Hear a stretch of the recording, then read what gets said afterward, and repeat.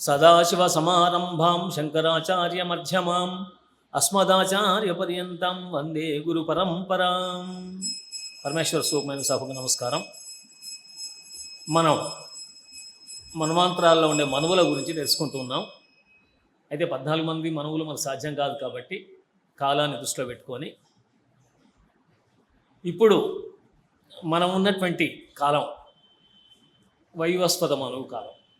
వైవస్వత మన్వంతరే కలియుగే ప్రథమోపాధి అని సంకల్పం చెప్తారు. పూజ చేసేప్పుడు, ఇంట్లో ఏదైనా కార్యాలు చేసేప్పుడు, శుభకార్యాలు ఏ కార్యం చేసినప్పుడైనా సరే ఆ సంకల్పం చెప్తారు. అద్య బ్రహ్మణ ద్వితీయ పరార్థే శుభే శ్వేతవరాహ కలిపే అని చెప్తారు కదా. దానికంటే ముందు మనకు వైవస్వత మన్వంతరే కలియుగే ప్రథమోపాధే అని చెప్తారు. ఇది వైవస్వత మన్వంతరంలో మనం ఉన్నాం. మనం ఉన్న కాలం వైవస్వత మనువు యొక్క కాలం. ఎవరి వైవస్వత మనువు? ఆయన గురించి కొంచెం తెలుసుకొని ఈ వృత్తాంతంలో 2 మనువులు వస్తారు మనకు. ఇంకో మనువు కథతో తర్వాత కథను పొడిగించుకోవచ్చు. సావర్ణిక మన్వంతరం అని ఒకటి ఉంది. దీని తర్వాత వైవస్వత మనువు, తర్వాత సావర్ణిక మనువు. ఆ సావర్ణిక మనువేమో బలిచక్రవర్తి ఇంద్రుడైన కాలంలో ఆయన మనువుగా ఉన్నాడు. ఈ వైవస్వత మనువు అంతకంటే ముందే ఉన్నటువంటి ఇంద్రుడి కాలంలో ఉన్నాడు. కాబట్టి ఇంద్రుడు కూడా మారుతూ ఉంటాడు. మన్వంతరానికి ఒక ఇంద్రుడు ఉంటాడు. బ్రహ్మ అయితే యుగాంతం తర్వాత మారుతాడు. బ్రహ్మ కూడా మారుతుంటాడు, సృష్టికర్త కూడా మారుతుంటాడు. మారకుండా ఏదో పరబ్రహ్మతత్వం మాత్రమే మారకుండా ఉంటుంది ఎప్పటికీ. ఆ పరబ్రహ్మతత్వమే తాను సృష్టించాలనుకున్నప్పుడు నారాయణ రూపంలో జనంలో ఉండి సృష్టి కార్యాన్ని ప్రారంభించమని తన నాభికములో నుంచి బ్రహ్మగారిని ఉద్భవింపజేసి సృష్టిని ప్రారంభిస్తారు. ఇలా మనకు సృష్టి తత్వాన్ని పురాణాలు చెప్తున్నాయి. సరే, ఈరోజు మనం వైవస్వత మన గురించి చెప్పుకుందామని చెప్పేసి అనుకున్నాం. మనందరికీ ప్రత్యక్ష దైవం. పొద్దున్న లేవగానే చూస్తాం ఆయన. మన ఇంట్లో పెట్టుకున్న ఫోటోలు కాదు, ప్రత్యక్షంగా కనిపిస్తాడు. సకల ప్రాణులకు చైతన్యం కలిగించే దేవుడు. మీకు ఇప్పటికీ అర్థమైపోయి ఉంటుంది. ఆయన లేకుంటే మనం జీవించలేం. ఆయనే మనకు వెలుతురును, వేడిని, చైతన్యాన్ని కలిగిస్తాడు.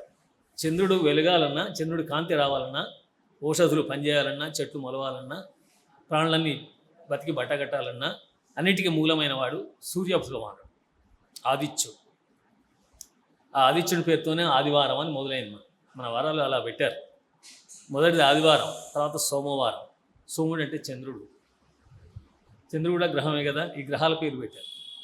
మంగళవారం మంగళుడు, అంగారకుడు. బుధవారం బుధుడు మనకు తెలుసు. గురువారం బృహస్పతి.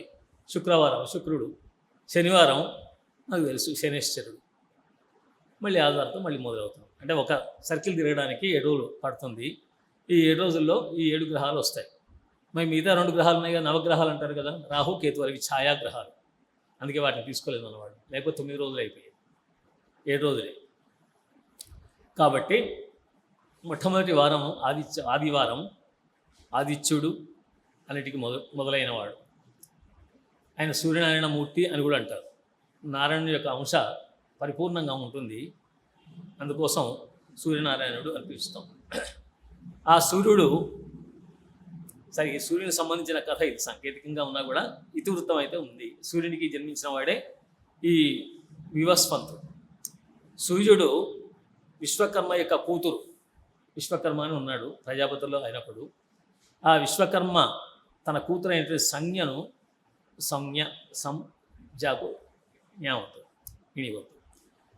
అంటారు. ఆ సంజ్ఞను ఇచ్చి వివాహం చేశాడు. సంధ్య అని తర్వాత వచ్చింది. ఆయన అస్తమించి ఉదయించే సమయం సంధ్యాదేవి కూడా ఆయన దగ్గరే ఉంటుంది కాబట్టి ఆయన భార్యగా చెప్పరు, సంధ్యాదేవి అని చెప్తారు. ఇవి సంజ్ఞాదేవి. ఈ సంజ్ఞాదేవి వివాహం చేసుకుంది కానీ, భర్త దగ్గరికి వెళ్ళింది కానీ ఆయన వేడిని వెలుతురును భరించలేకపోతుంది. ఆయన కనబడ్డప్పుడల్లా భయపడిపోతుంది. అంత వేడిని తట్టుకోవడం, వెలుతురును తట్టుకోవడం కష్టం. మామూలు పెద్ద లైట్ ఇస్తేనే అబ్బో కళ్ళు నింపుకునేంత లైట్ అవసరమా అని అనుకుంటాం. పడుకునేప్పుడు ఇంకా అన్ని లైట్లు తీసేస్తాం. ఎందుకంటే మధ్యరాత్రి మేలు కోసం మనం నిద్రపడదు. పెద్ద లైట్ ఉంటే అది బెడ్ లైట్ అని చిన్న లైట్లు పెట్టుకుంటాం. అంటే ఏదో దారి కనపడాలి కదా, లేచినప్పుడు, బయటికి వెళ్ళినప్పుడు, లోపలికి వచ్చినప్పుడు ఉండాలని చెప్పి పెట్టుకుంటాం ఇంట్లో. సరే, ఇక్కడ సూర్యుడు అంటే మొత్తం ప్రపంచానికే వెలుగు ఇచ్చేవాడు. సూర్యుడు లేని దేశం ఉంటుంది ఎక్కడైనా? ఎక్కడా ఉంటుంది. సూర్యుని నమ్మొచ్చు నమ్మకపోవచ్చు దేవుడని, కానీ ఆయన మాత్రం అందరికీ వెలుగునిస్తున్నాడు. దేవుడికి ఇవన్నీ సంబంధం లేదు. కాబట్టి అలాంటి సూర్యుడు ఈ సంజ్ఞను వివాహం చేసుకున్నాడు. ఆమె ఆయన దగ్గర రాగానే కళ్ళు మూసుకునేది. భర్త దగ్గర రాగానే ఆయన కోపం వచ్చేది. ఏంటి నన్ను భర్తను చూడడానికి మేము ఎందుకు కళ్ళు మూసుకుంటామని చెప్పేసి కోప్పడేవాడు. ఆ కళ్ళు బలవంతంగా తెరవకపోయినా కూడా ఒక్కోసారి భయంతో ఉడుతూ ఉండేది. ఎందుకు ఇంత భయపడుతున్నాం అని చెప్పేసి ఒకసారి అనేవాడు, గట్టిగా అనేవాడు. కోప్పడడం అంటే గట్టిగా అడగడం, తిట్టడం అదంతా ఏం లేదు, అడిగేవాడు. అలా మొత్తానికి సంజ్ఞ ఆయనతో ఉండి కాపురం చేసింది. కాపురం చేసినప్పుడు మొట్టమొదటగా జన్మించిన వాడు, సూర్య సంజ్ఞలకు జన్మించిన వాడే వివస్వంతుడు. వివస్వంతుని యొక్క కుమారుడు వైవస్వతుడు. వివస్వంతుడు అని సూర్యుని అంటారు. ఆయన కుమారుడు వైవస్వతుడు, మొట్టమొదటి సంతానం. రెండవ సంతానంగా యముడు పుట్టాడు. ఇంకో 2-3 సంవత్సరాలు గడిచిన తర్వాత యముడు జన్మించాడు. ఆ యముడే యమధర్మరాజు అయ్యాడు, యమలోకానికి అధిపతి అయ్యాడు. ఆ తర్వాత ఒక అమ్మాయి పుట్టింది. ఆమె యమునా నది రూపంలో ఉంది, మనకు ఉత్తర దేశంలో కనబడుతుంది. సరే, ఈ ముగ్గురు జన్మించారు, కానీ ఈమె తట్టుకోలేకపోతుంది. ఆయన వేడిని, విపరీతమైన వేడిని, కాంతిని తట్టుకోలేక అనుకుంది, ఇక్కడి నుంచి వెళ్ళిపోదామా అంటే భర్త వదిలి వెళ్ళలేను, వెళితే ఎక్కడికి వెళ్ళాలి? తండ్రి దగ్గరికి వెళ్ళాలి. ఇది తప్ప నాకు వేరే మార్గం లేదు. ఎలా అని చెప్పేసి చాలా రోజులు ఆలోచించి ఒకసారి ఏమైనా కానీ ఆయన వేడి తగ్గించుకుంటేనే మళ్ళీ ఆయన దగ్గరికి వస్తాను, తట్టుకోలేను, ఆయనతో కాపురం చేయాలంటే చాలా కష్టంగా ఉందని ఆమె భావించి ఒక రోజున తన మనస్సు సంకల్పం చేత ధ్యానం చేసి తనలాంటి రూపాన్ని సృష్టించింది. తన నీడ, ఛాయ అంటే నీడ అని అర్థం నిజానికి, కానీ ఆమె పేరే ఛాయాదేవి. ఆ ఛాయను సృష్టించేసి, ఓ ఛాయ, నువ్వు నేను చెప్పినట్టుగా చెయ్యి, నీకు మొత్తం సర్వ చైతన్యాన్ని చేశాను, నాలాగే నువ్వు ఉంటావు, ఇబ్బంది లేదు, నువ్వు వెళ్ళి నువ్వు సంజ్ఞలాగే ఉన్నావు, ఆయన సంజ్ఞ అనుకుంటాడు, నన్నుగానే చూస్తాడు ఆయన, అందువల్ల నువ్వేం ఇబ్బంది పడకు, భయపడకు, చక్కగా వెళ్ళి ఆయనతో హాయిగా ఉండు, నేను వచ్చేంత వరకు నువ్వు హాయిగా ఉండొచ్చు, లేదా నేను వస్తానో తెలియదు, తండ్రి గారి దగ్గరికి వెళ్ళిన తర్వాత నేను రావచ్చు రాకపోవచ్చు, అందువల్ల నువ్వు ఎప్పుడూ కూడా ఈ విషయాన్ని చెప్పకు, నేను సంజ్ఞను కాదు, సంజ్ఞ యొక్క ఛాయను, నీడను అని చెప్పి మాత్రం పొరపాటున కూడా చెప్పను, ఏం చెప్పను. కానీ ఏదైనా పరిస్థితి వచ్చి ఆయన కోపం వచ్చి విషయం తెలిసి కోపం వచ్చి శపించబోతే మాత్రం చెప్తాను, నిజం చెప్తాను అని. శాపం అంటే ఎవరికైనా భయమే కదా. సూర్యుడికి సామాన్యుడు కాదు, అదితి పుత్రుడు కదా ఆయన, దేవతల తల్లి అదితి జన్మించిన వాడే మన ఆదిత్యుడు అంటారు ఆయన. అట్లా కూడా ఆదివారం అనే పేరు సరిపోతుంది. కాబట్టి ఆ సూర్యుని భగవాన్ కనుక ఎప్పుడైనా కోపం వస్తే మాత్రం నేను అప్పుడు ముందు వాస్తవం అని చెప్పేస్తాను అంది. అంతవరకు మాత్రం చెప్పక సుమా అని సంజ్ఞ అనేసి. ఆయన కోపం రాదు సామాన్యంగా, ఎందుకంటే నువ్వు నా నీడ కాబట్టి నువ్వు అన్ని భరించగలవు, నీకు ఇబ్బంది ఉండదు బహుశా ఆయన దగ్గర, నువ్వు వెళ్ళు అని చెప్పేసి అన్నాడు. అలా తన ఛాయను పంపించేసింది సూర్యుని దగ్గరికి. ఈమె నెమ్మదిగా అక్కడి నుంచి జారుకుంది, బయటకు వచ్చేసింది. ఆ సూర్యలోకం నుంచి బయటకు వచ్చేసి విశ్వకర్మ ఎక్కడ ఉన్నాడో ఆయన దగ్గరికి, ప్రజాపతి ఉండే లోకంలో ఆయన ఉన్నాడు విశ్వకర్మ గారింటికి నెమ్మదిగా ఇంటికి చేరేసరికి ఆయన ఆశ్చర్యపడి కూతురు వచ్చింది కదా, ఈ కూతురుని ఏమంటారు, ఇంటికి రావడం సంతోషమే, కాబట్టి చెప్పకుండా వచ్చింది. ఏమమ్మా అల్లుడేడి అని అడిగాడు. ఆయన కూడా రూపాన్ని ధరించి వస్తాడు, సూర్యుడిగా కాంతి వెలుతురు ఇస్తున్నా కూడా కావాలన్నప్పుడు ఆయన అంశ ఆమె వెంట భర్తగా ఆ ఆకారం ధరించి వస్తుంది. మనకు చూపిస్తారు టీవీలో అక్కడిక్కడ చూపిస్తారు, కానీ అలా ఆయన కూడా రావాలి, అందుకోసం అడిగారు. లేదు నాన్నగారు, నేను ఒక్కదాన్నే వచ్చాను, నేను కొంతకాలం ఇక్కడ ఉంటాను అని చెప్పేసాను. సరే మంచిది, తండ్రి కాదంటాడా, కూతురు వస్తే కాదనలేదు కదా, సరే. అక్కడ ఆ ఛాయాదేవి ఆ సూర్యునితో కాపురం చేస్తుంది. ఆమెకు నిజంగా కొంత ఇబ్బందిగానే ఉంది, అయినా కూడా నీడ కాబట్టి పెద్దగా అంత ప్రభావం కనబడట్లేదు, వేడి ప్రభావం, వెలుతురు ప్రభావం మాత్రం కనబడుతుంది.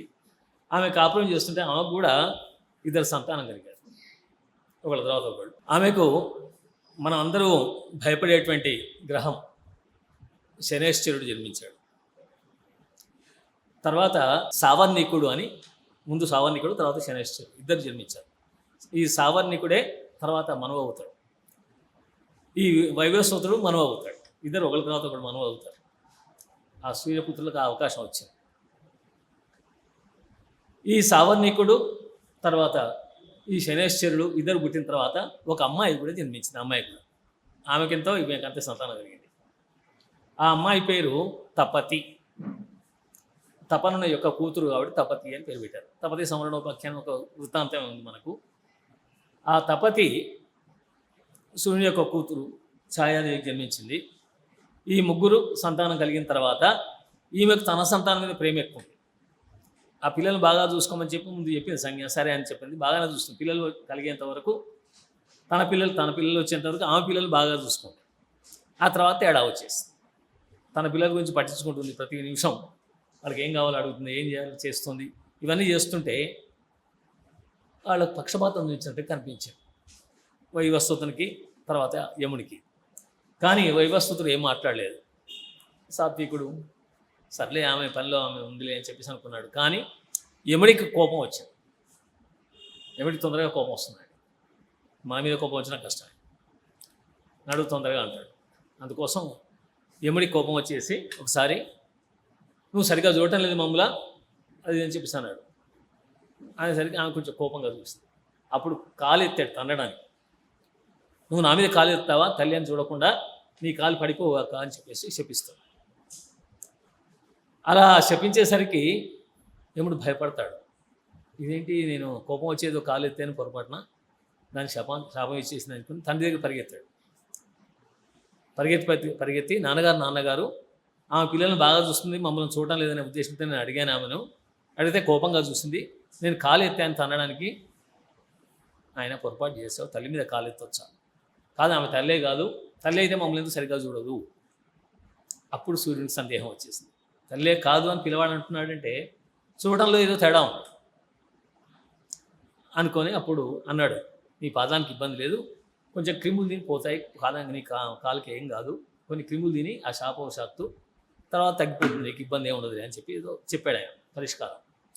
ఆ తర్వాత సూర్యుడు ఛాయ దగ్గర పిలిపించుకొని, ఓ ఛాయ అనలే, ఆయన సంజ్ఞ దృష్టిలోనే ఉన్నాడు. ఓ సంజ్ఞ, ఏమిటి, ఎందుకు నువ్వు యముని శపించావు అని నువ్వు నిజం చెప్పు, నువ్వు నిజంగా సంజ్ఞమేనా అని సందేహం వచ్చింది. అప్పుడు అడిగాడండి, సంజ్ఞమేనా అని చెప్పేసి అని గట్టిగా అనేసరికి మీకెందుకు అనుమానం అంది. ఏం లేదు, నువ్వు ఆ కుమారులకు ముందు పుట్టిన కుమారులకు నువ్వు తర్వాత నీకు పుట్టిన కుమారులకు తేడా చూపిస్తున్నావు. వాళ్ళు కూడా నీ పిల్లలేగా, అందరూ నీ పిల్లలైతే నువ్వు అందరినీ సమానంగా చూడాలి. అలా చూడటంలే, ముందు పుట్టిన ముగ్గురు పిల్లలను ఒక రకంగా చూస్తున్నావు, ఇప్పుడు కలిగినటువంటి పిల్లలను ఇంకొక రకంగా చూస్తున్నావు.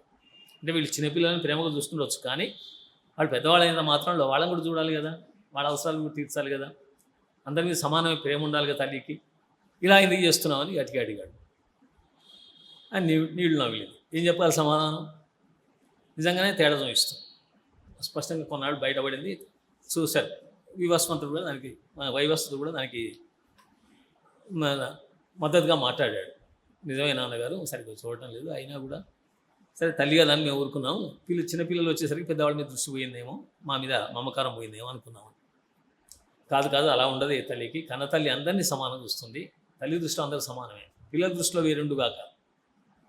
తల్లి దృష్టిలో అందరూ సమానమే. కొంతమంది అనుకుంటారు తల్లి చిన్నపిల్లవాడిని, తండ్రి పెద్దవాడిని బాగా చూస్తారని. కానీ కాదు, అందరినీ ప్రేమగా చూస్తారు తల్లిదండ్రులు. వాళ్ళ దృష్టిలో మార్పు ఉండదు. కాకుంటే వాళ్ళు చేసే పనులను బట్టి దాన్ని బట్టి వాళ్ళు ప్రవర్తిస్తుంటారు ఒక్కోసారి అని చెప్పేసరికి అప్పుడు సూర్యుడికి అనుమానం వచ్చింది కాబట్టి గట్టిగా అడిగేసరికి అప్పుడు సూర్యుడికి మనసంతా కూడా ఎట్లా అనిపించింది, ఇదేంటి సంజ్ఞ ఎక్కడికి వెళ్ళింది, ఆ ఛాయ నా దగ్గర ఉండటం ఏంటి, ఆమె సగం శరీరం ఉన్నట్టే ఛాయ ఉంటే, అంతే దానికి ఆ ప్రాణం అవన్నీ పోసి తయారు చేసి పెట్టింది కదా, కాబట్టి ఆమె ఎక్కడికి వెళ్ళిపోయింది, ఆమె కనుక్కోవాలని చెప్పేసి అనుకున్నాడు. ఎక్కడికి వెళ్తుందబ్బా అని అనుకొని ఆలోచిస్తున్నాడు. సరే అక్కడ వెతకాలని చెప్పేసి మనసులో కోరిక కలిగింది ఆయన.